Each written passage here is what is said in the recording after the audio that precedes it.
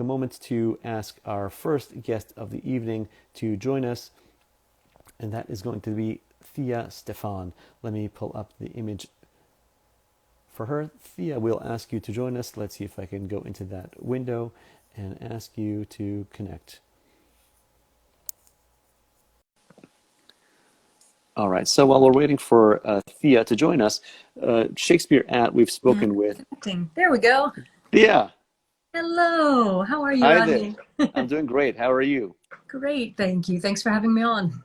It's a pleasure. It's a pleasure. I was listening to earlier today, actually, to the first two episodes of Julius Caesar from Shakespeare At.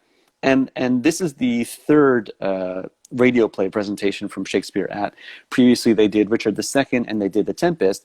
And, each one was just fantastic. And this one is right up there. It's really good.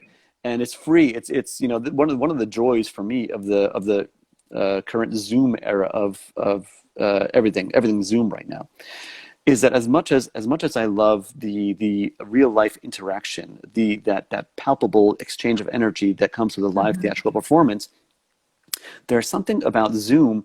Maybe it's the fact that I can catch so many more of them because I don't have to run from this theater to that theater and whatever else. and it just seems like there's just so much more Shakespeare that is readily available at our fingertips at any given time. And that's the case here. I don't think I would have ever had the chance to catch Shakespeare At unless I made the trek out to New Jersey. By the way, it's worth the trek. And when they're doing live shows, it's worth the trek, believe me. Based on the quality of what they do here, I can tell. And you, before these radio plays, you were in their initial outing. They did Hamlet for their first production, right? Yes, for their inaugural actual live stage production pre-pandemic. I was Gertrude in their Hamlet. And you were which Gertrude was a wonderful production. So okay, so tell us about that. Tell us about you're from what I gather, you are a traditional stage actress, and you primarily have done work on stage. That's your main area. You're not so much oriented towards film and TV, although you have done some of it. You're primarily a stage person, right? Yes, I mean I've done film and TV. I earn a lot of my living through voiceover, but stage is most of what I do and most of what I love.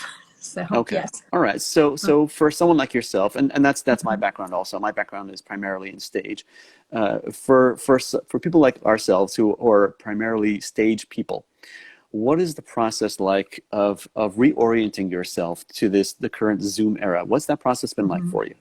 Well, the funny thing is, I mean, for our show right now, it's radio play always. So it's about the words, it's about the language. But we did rehearse over Zoom. So to answer your point, it's fascinating because you don't have the physical connection, and that's sort of frustrating in ways, but also it's kind of beautiful because you have to listen, you have to look at the people's faces and their eyes and their expressions in the rehearsal. And then both in Zoom and once we go to the clean feed for just the audio recording, you absolutely just have to listen, and you have to be in that moment and sharing the beautiful words, the love of language and love of life, and connecting in that way, in the new way. Absolutely. So we'll put a pause on that. We'll backtrack for a second. So you did Gertrude with them. I guess it was a few seasons back at this point. And tell me what's that like? That's such a demanding role. It's one of the most challenging roles in all of Shakespeare, the role of Gertrude. What was the preparation for that like for you? Do you have to do a lot of background work for yourself, a lot of research to prepare for that, or is it something you just kind of you go into the text and you just go where the text and the director takes you? Well, I am a very theater nerdy person, so I do research, but I love having an actor-friendly director like Sean Haggerty is at Shakespeare At. So I do my research, but then I get in the room and see what the other people are bringing, see what the director's thoughts are as far as the text. I had some preconceived notions about Gertrude, about what I would want to do with my Gertrude, and then based on how Sean was doing his production and how Jonathan Forbes, who was our Hamlet, was doing his Hamlet, and how Mark Torres was my Claudius, you have to adjust based on all of that. I think if you're Hamlet, you don't have to adjust as much because then everyone has to accommodate you. But but it's really interesting because I ended up, people were saying that I was a very sympathetic Gertrude, and I didn't necessarily intend that originally, although I do always tend to look for the love in a character and the, you know, the positivity in the character. But it ended up being some choices I made based on what Sean was bringing and what Jonathan was bringing. It ended up having people say, "Oh, you're such an interesting, sympathetic Gertrude." So, you know. Now, do you have, before this, did you have a lot of background in Shakespeare, or is it relatively new to you, Shakespeare? No, I've been doing Shakespeare for a while. It's funny, I didn't have any formal training in it in high school at all. I know some people study it in high school and do it in high school. I didn't do that. And even in my undergrad program at NYU, we had Kenneth Welsh from Canadian Stratford. He came in for like one day and did a workshop. But then I was really lucky to, as a teenager still, get to work with Lynn Redgrave. And she would trade me. I would run lines with her for a project, and she would coach me on a Shakespeare piece. Wow. So that was amazing. And then, yeah, it was stunning. And then I ended up studying, also did a workshop with John Barton. Oh my goodness. I studied again with Kenneth Welsh. I studied with a little bit in town here with both Melinda Hall and Jeffrey Owens. They do their workshops. But I did a lot of my learning. I spent 10 years with a company called the National American Shakespeare Company in Southern California. I did 20 Shakespeare plays with them. Wow. So it was a lot of like learning on the fly, and some of the directors knew Shakespeare so well, and it was brilliant. And some of them were newer Shakespeare's, but then we discovered it together. So it was a lot of learning on my feet. And I did a long tour of Antony and Cleopatra on an IRTA contract. And then I've worked with some local companies here in New York too. So I've been doing it a long time, but also learning as I go. I think you can never really say that you know everything there is to know about Shakespeare. No matter how long you've been doing it, no matter how well versed in it you are, you never know enough. You're always learning. So what is the difference between doing Shakespeare and doing other kind of acting? Well, I mean, again, it comes down to the language and how many little clues and cues there are in the text, and that balance of having a command of the verse and yet being just as conversational and just as connected emotionally as you would in a contemporary play or anything, but balancing it with the beautiful poetry and the language. And so it is its own experience as far as that goes. It's its own muscle. I always say this about everything. Acting is acting, whether it's voiceover, whether it's Shakespeare, whether it's TV, whether it's a contemporary play from the most edgy new playwright.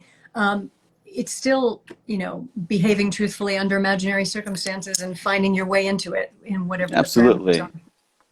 And that's really it. It's people sometimes come to me and they say, I want to get started with Shakespeare, but I'm so intimidated by the language, and it's like I can't get it. And really, you just hit it on the head.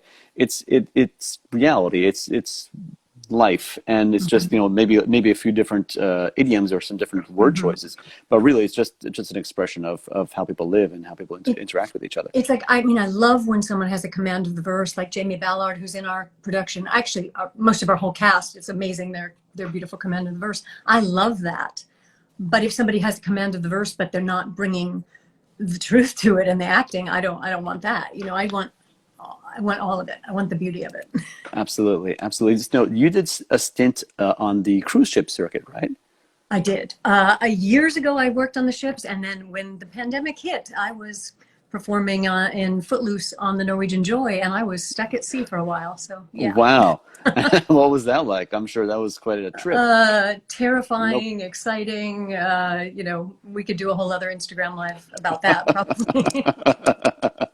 All right, but you're. Because a lot of our cast does musicals and Shakespeare, which is not always the case. But, of course, Patrick Page does, and Sky Lakota Lynch was in Dear Evan Hansen in The Shutdown. So we have all of that in our Julius Caesar cast. Okay, so let's jump into Julius Caesar. So you're with this fantastic cast, and anyone again who hasn't checked out Shakespeare At, check it out. They do these for the past three shows they've done since the Zoom era began, since the coronavirus era began. They've been doing radio play format Shakespeare, where it's all audio. It's all audio based. It harkens back to the old radio dramas of the 1930s and 40s, and it's just really wonderful stuff. And it's free. It's available. It's right there. And they have some of the finest actors in New York, in the New York area. And I was listening to what you guys are doing today. I was listening to episodes 1 and 2. I think episode 3 just dropped tonight at 7 Yes. p.m. So that's available now as well. And episode 4 comes out next week. So It's in March. it's a March, right? Well timed. So it's great stuff. And what is it like? You were mentioning how you do rehearsals on Zoom, but then you do the audio, just audio. Going from someone who, as again, you had the stage experience, you did the cruise ship, you did all this stuff. When you strip it down just to the audio, just even Zoom is something, because there's not that exchange of physical energy, but just the audio, just relegating to audio. Now you have background in voiceover, so does that come into play in helping you to find that line there? I'm sure it did, and it does, but we also had people in the cast who've never done voiceover, and they're turning in brilliant performances, you know? It really does. The Zoom rehearsals do help, but ultimately, again, it comes back to trusting the language and listening. Like Patrick Page, who is Caesar to my Calphurnia, in Calphurnia's speech, he was responding. You know, I was hearing him respond, and it's beautiful because it gave me something to work off of. And we have so many wonderful local, actors. We have, of course, these amazing Broadway and West End actors, but we also have our local New York actors, Marquiles and Francis Mateo, and people. And everyone in the cast knows what they're doing, and knows how to make it work. Now, having said that, once I heard episode 2, I was like, I missed a couple things, and it made me. But that's just an actor thing, I would do that no matter what. So. But you do get to play off the actor in real time. It's not like you're recording your sides and then you're submitting it and they're cutting it together. Yeah, no, like our big scene in episode 2 was, of course, me and Patrick, but also James Howard and Marquiles, and all 4 of us were on there. We were on there for the rehearsal, and we were on there for the live recording, and everyone is just wonderful. I hope everybody's listening. I remember talking to Sean Haggerty a few months back at the first when they were just releasing Richard II, the first of the radio plays, and he was talking about how it was such a challenge to bring together the voices of people, because you guys, some of you are in New York, some of you are in California, some are in the UK. So you're all over the place, and to bring all that together and to bring those disparate feeds in together and put it all together, it's quite a challenge. But you guys did a fantastic job. And if people want to check out Shakespeare At and check out your performance as Calphurnia, it's for me that's one of the